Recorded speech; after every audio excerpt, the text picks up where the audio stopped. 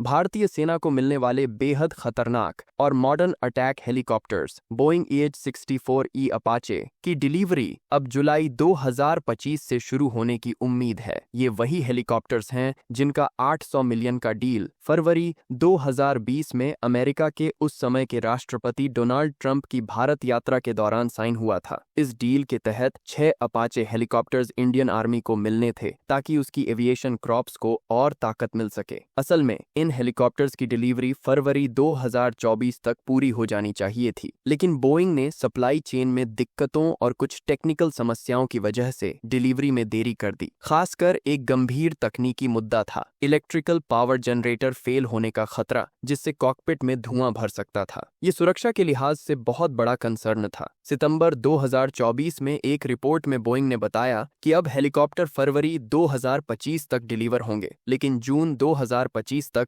इनमें से एक भी हेलीकॉप्टर सेना को नहीं मिला, जबकि सेना ने मार्च 2024 में जोधपुर के नगतलाव में 451 एविएशन स्क्वाड्रन खड़ा कर दिया था, जो पूरी तरह ट्रेंड और रेडी है। लेकिन अपाचे हेलीकॉप्टर न आने की वजह से ये स्क्वाड्रन अब तक ऑपरेशनल नहीं हो पाया है। लेटेस्ट अपडेट के अनुसार अब पहली बैच के 3 हेलीकॉप्टर्स जुलाई 2025 में भारत आएंगे और बाकी के 3 अक्टूबर या नवंबर तक पहुंचेंगे, यानी कुल मिलाकर करीब 18 महीनों की देरी हो चुकी है। रक्षा सूत्रों के मुताबिक बोइंग इन हेलीकॉप्टर्स की एक्सटेंसिव सेफ्टी टेस्टिंग कर रही है, जिससे कोई खतरा ना रहे। साथ ही शुरुआत में भारत को अमेरिका के defence priority and allocation system program में बहुत लोअर प्रायोरिटी दी गई थी, जिसकी वजह से भी डिलेज हुए। हालांकि अप्रैल मई 2024 में भारत की डिप्लोमेटिक कोशिशों के बाद इस स्टेटस में कुछ सुधार हुआ, लेकिन ग्लोबल सप्लाई चेन में अब भी बॉटलनेक बने हुए हैं। AH-64E अपाचे को दुनिया का सबसे घातक अटैक हेलीकॉप्टर माना जाता है। इसे फ्लाइंग टैंक भी कहा जाता है, क्योंकि इसमें Hellfire precision missiles, Stinger air to air missiles और 625 राउंड पर मिनट फायर करने वाली चेन गन लगी होती है। इसके एडवांस्ड टारगेटिंग सिस्टम्स और नाइट विजन कैपेबिलिटीज इसे बैटलफील्ड में एक अनमैचड एसेट बनाते हैं। सबसे खास बात यह है कि अपाचे हेलीकॉप्टर UAVs यानी अनमैन्ड ड्रोन को भी कंट्रोल कर सकता है, जिससे रियल टाइम रिकोनासेंस और सर्विलांस ऑपरेशन बहुत इफेक्टिव हो जाते हैं। इंडियन आर्मी को ये हेलीकॉप्टर्स खासकर पाकिस्तान बॉर्डर के पास रेगिस्तानी इलाकों में डिप्लॉय करने हैं,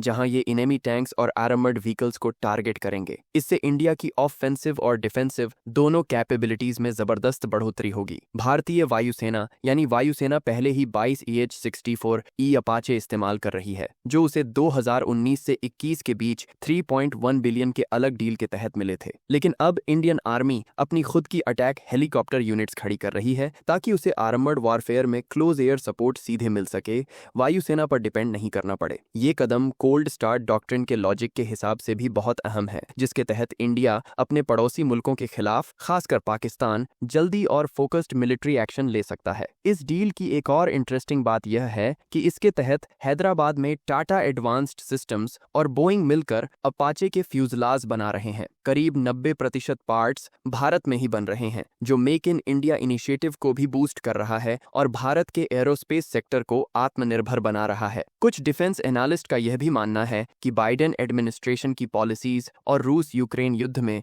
भारत के न्यूट्रल स्टांस की वजह से अमेरिका ने जानबूझकर डिलीवरी धीमी की। लेकिन अब जब अमेरिका में फिर से ट्रंप की सरकार आ गई है, तो उम्मीद की जा रही है कि भारत अमेरिका डिफेंस टाइज फिर से फास्ट ट्रैक पर आ जाएंगे और अपाचे की डिलीवरी में भी रफ्तार आएगी। अपाचे हेलीकॉप्टर्स की एंट्री से भारतीय सेना को जो ताकत मिलने वाली है, वो न सिर्फ टैक्टिकल लेवल पर गेम चेंजर होगी, बल्कि स्ट्रेटेजिक डेप्थ भी बढ़ेगी। आने वाले महीनों में इन हेलीकॉप्टर्स की एक्चुअल डिप्लॉयमेंट देखना काफी दिलचस्प रहेगा।